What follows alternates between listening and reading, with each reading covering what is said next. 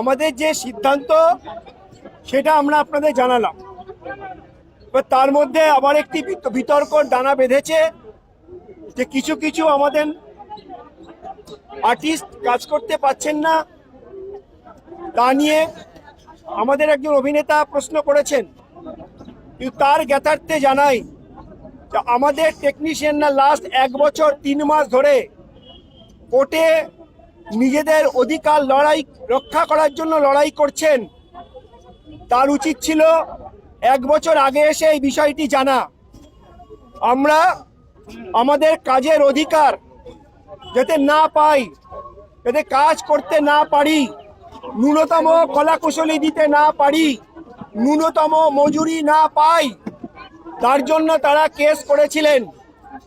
আমাদের ইন্ডাস্ট্রি যেসব সবাই সেটা জানেন, এবং 1 বছর 10 দিনের মাথায় মহামান্য আদালত সেই কেসটিকে খারিজ করে দিয়েছেন। কিন্তু এখনো আমরা হাইকোর্টে একটি কেসের জন্য লড়াই করছি, that is condemned of court, তারা যে কেসটি করেছিলেন। আর দিল্লিতে সিসিআইএ জন্য লড়াই করছি। তাই হঠাৎ করে দেব যে প্রস্তাব করলেন 72 ঘন্টার মধ্যে উঠিয়ে দেবে, সেটা যদি আজ থেকে 1 বছর 3 মাস আগে এসে উনি বিষয়টি নিয়ে আলোচনা করতেন তাহলে ভালো লাগতো, টেকনিশিয়ানদের ভালো লাগতো যে শুধুমাত্র তিনি একজন আর্টিস্টকে নিয়ে ভাবছেন না, তিনি একজন কলাকুশলীদের নিয়েও ভাবছেন। তাহলে কলাকুশলীরা খুশি হতো।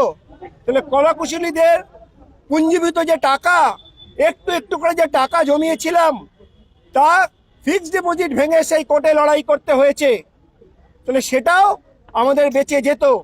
আর আমাদের কাজের অধিকার কেড়ে নেওয়ার জন্য যে যে হাইকোর্টের কাছে প্লিগুলো হয়েছিল সেগুলো তাহলে আর হতো না। তাই বলাটা অনেক সহজ, কিন্তু কাজটা করে দেখানো এবং কলাকুশলীদের পাশে থাকা অনেক বেশি জরুরি।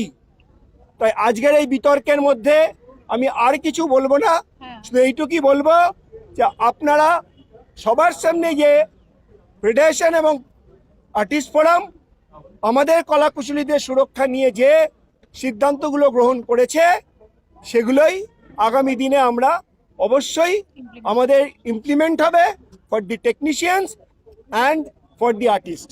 অনেক অনেক ধন্যবাদ, কৃতজ্ঞতা।